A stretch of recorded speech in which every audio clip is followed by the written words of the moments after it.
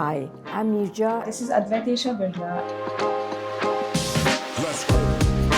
And you're watching us on Forbes India. I would like to begin with you, Advaitesha. Why did you take a non-profit route over a for-profit venture? I think growing up, I've been in an environment which really emphasizes on the importance of giving back. And I think I've grown up seeing that, and that's really instilled in me the importance of, giving back to society. So I think that's a very large reason why I chose to start Ujas. And I think women's empowerment is a cause that is very close to my heart as well. So I think they both tied in really well. And I wanted to do something that would create a real change. And I think that menstrual health in India was a topic that really needed a lot of attention. So a lot of people are already working towards this cause. So why did you particularly pick this one up? Even though, of course, a lot of people are working towards this cause, there's still a lot more that needs to be done. And I think what sets us apart is that, we are providing a very holistic approach to this cause, which not a lot of other organizations are doing. So I think that that's what sets us apart. She's always been very altruistic in her outlook, always very giving. And I think working in the space of creating social impact, and particularly not in the not-for-profit sector, is something that I think was the most obvious first choice for her, really. And you've been heading Empower for over 8 years now. And we are seeing all the work-life balance debate reignited again on the back of some leaders saying and talking about long working hours and also working on Sundays. So, as a mental health advocate, what are your thoughts on this and how does this probably impact the employees' well-being? Not only as a mental health advocate, but just as a woman playing multiple roles. We've always grown up with this utopian concept of work-life balance. I do feel that the work-life balance is utopian. I think we really need to focus on work-life harmony and how do we arrive at that.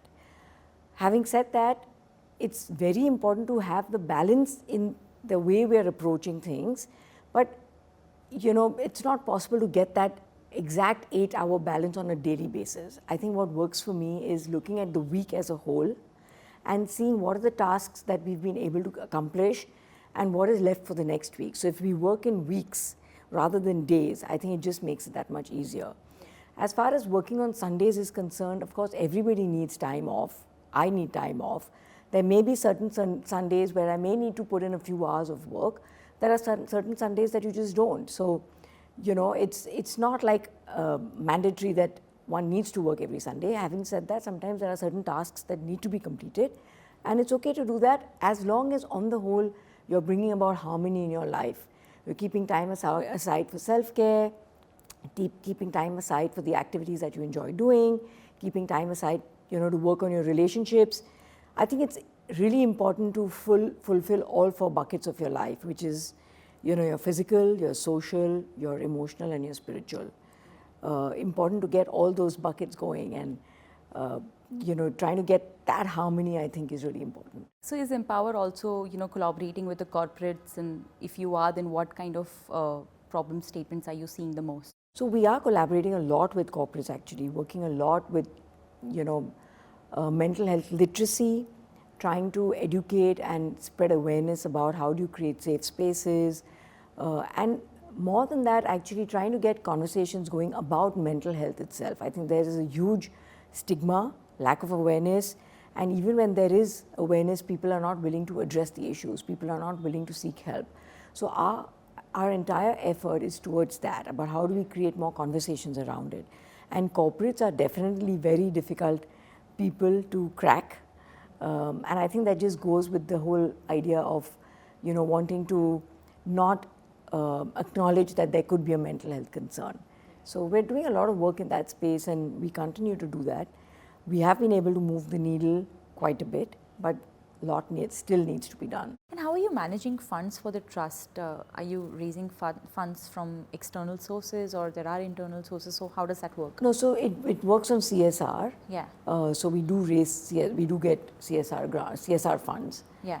For the trust, and then also it's a social enterprise. So the revenues that is being generated are also getting reinvested back for expansion and for scaling up for growth. Right. But So, predominantly it's CSR. yeah. And in fact, I think that is one of the biggest sort of challenges that we face in the space of mental health. Yeah. Very difficult for corporates, to lend CSR to mental Yeah. health. I think because, everybody wants to see immediate results. And mental health, as we all know, cannot get you in immediate results. It's a very longitudinal game, Right. very difficult to really measure impact.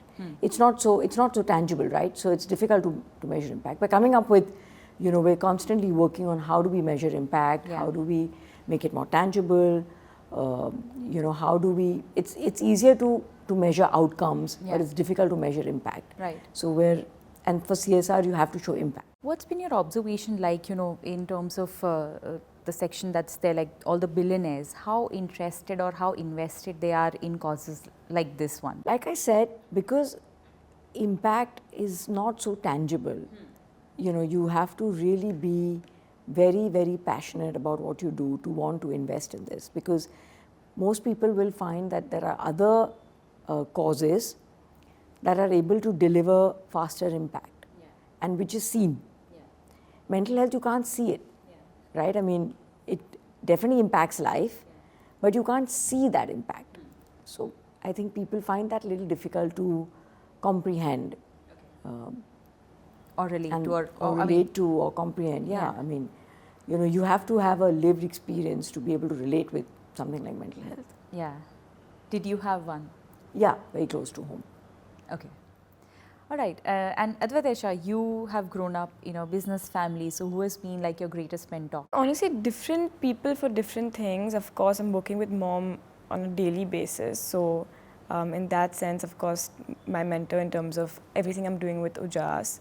And I think even my brother, I think, I'm constantly talking to him about different ideas and taking his advice. And he has great advice to give. So I think, yeah. But like I said, different people for different things, yeah. And what are the breakfast and dinner table conversations like between all 5 of you? It's quite chaotic. But I mean, I think everything. I think from what we've been doing through the week to, where we're going to be next week. Because I'm in London, my brother's in Boston. So we're all over right now. How are you striking a balance? You're studying right now, you're studying Yes. psychology in London, if I'm not wrong, and Correct, also you're yes. running this NGO. So how are you managing both? It's very tough, of course, and because I'm abroad, the time difference and everything, it is difficult to have that balance. And I think most of the times I don't get that perfect balance. There are days where, of course, college takes precedence, and there are days where I have to attend to something important at work. So I think trying my best to manage my time and give it both equal importance if I can. Of course, that doesn't happen a lot of the times, but yeah, it is tough. And what you're doing, and both of you, like mental health and menstrual hygiene awareness, I mean, both of them are also connected. So how do you bring both the things in together, and how do you address that problem also? So of course, our teams are working together all the time. I think collaboration is very important. So the Empower teams and the Ujas team, they're working together, and we do sessions together as well. So when we're doing sessions on menstrual health, we also plug in mental health, because as you said, they are very connected.